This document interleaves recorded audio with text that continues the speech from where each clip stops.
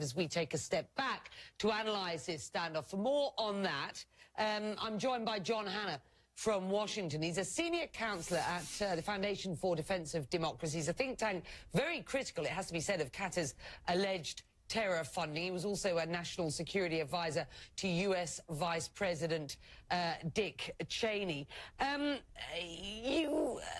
Give me just your sense at this point of where the US stands. We are hearing, we certainly heard, as John suggested, in an early tweet on this from Donald Trump, a very sort of supportive of the Saudi-led bloc. It seems that the State Department in a slightly different position, certainly trying to keep the door open for more dialogue. Where does the US stand?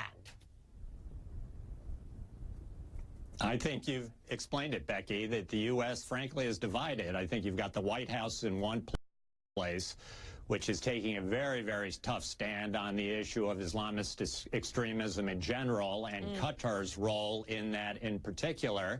And, of course, you've got the State Department, but also backed up by Secretary Mattis at the Defense Department. And now you've got Congress in the form of Senator Corker, the chairman of our Senate Foreign Relations Committee, who weighed in earlier this week saying he was going to hold up any further arms sales to the Gulf until he had a better idea of what the administration's strategy was to bring this crisis to a resolution. All right. The Saudis are insisting that there is no room for negotiation on their demands, a list of 16 demands. Qatar, for their part, says there's not a shred of intel to even back them up, saying, and I quote, and we got this from the Saudis late last night, "We cannot stop doing things we are not doing. We are left to conclude that the purpose of the ultimatum was not to address the issues listed, but to pressure Qatar to surrender its sovereignty. This is not something that we will do, or this is something we will not do."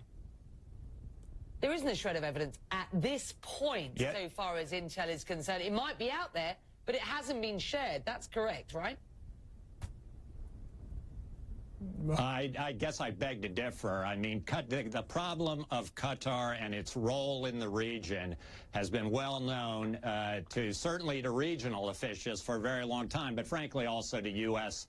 officials. I can remember back in the early 2000s during the war in Iraq, where U.S. troops were being incited against on a daily basis by the editorial line out of Al Jazeera Arabic, where Al Jazeera correspondents were showing up ahead of time at virtually every improvised explosive device that was being set off against a U.S. convoy. The problem with this is not just about Al Jazeera, we are told, by the Saudi-led bloc. This is about terror funding. And my point being, if the intel is there, show it.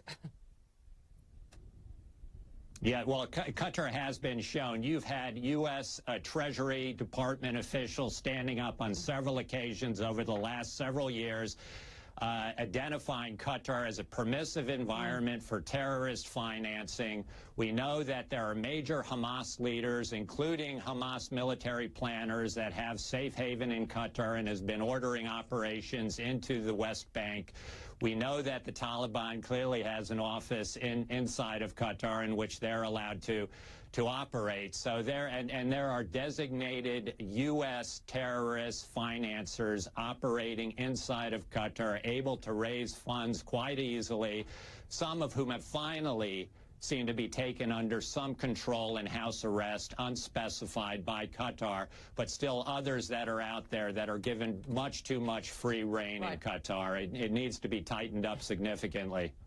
Part of those demands, a 10-day deadline. The Saudis say they are not prepared to negotiate that 10-day deadline. We were told by one of the UAE diplomats here on this show yesterday is Monday, July the 3rd. So we'll see what happens. Thank you, sir.